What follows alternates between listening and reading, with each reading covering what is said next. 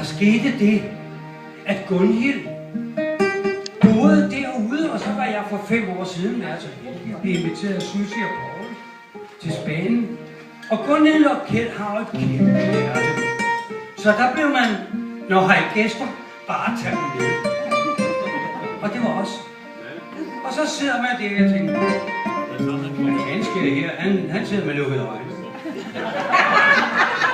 Og hun snakker som bare, jeg er værre med det. Og så siger hun, jamen jeg er fra Sydhavn. Så siger jeg, Ernst Kæmpersvej, nummer 2, anden til højre. Ovenpå, og min familie, Billingsboe og min sand. Det er ikke sådan. Hvor bor de det? Det er der, hvor alle jøderne bor. Men det havde vi jo inviteret, for nu er de godt kommet tilbage til Danmark. Så, nej.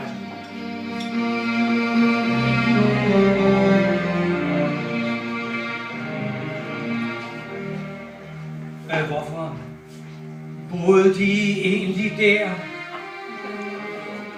hvor folk jo kom fra, der og her?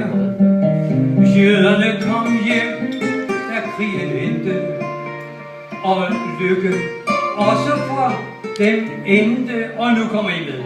Livet er ikke det værste, man har, og lidt gør kaffen klar. Ja, er det ikke mærkeligt? Ovenpå boede Andersen, og faren han var kok, og han hed Ernst Andersen. Ja, er det ikke mærkeligt, han sidder her i dag? Og han ligner jo fuldstændig, som var det dengang. Den samme figur og størrelse med en humorudvise. Dengang var det svært og frygteligt sygt. Så, mejster.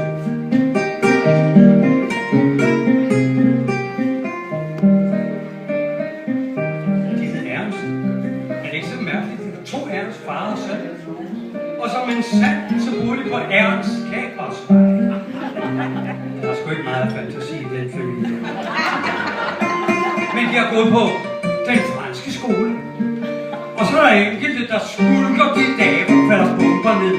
Altså, det er sådan noget, man kan spørge sig selv om. Ja, gudskelov, ellers havde vi jo ikke været her i dag. Så meget.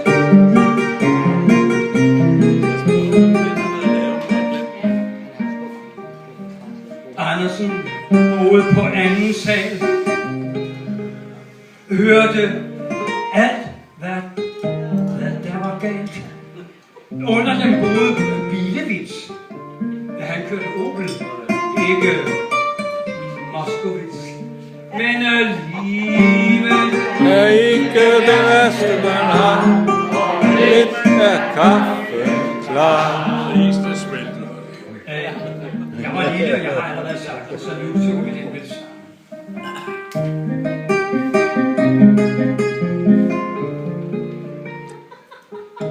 Og nu kommer vi meget stort. Jeg var lille.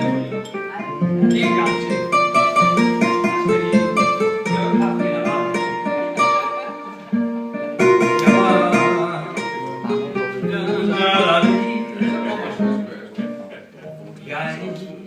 Jeg var lille, og barnetrappen.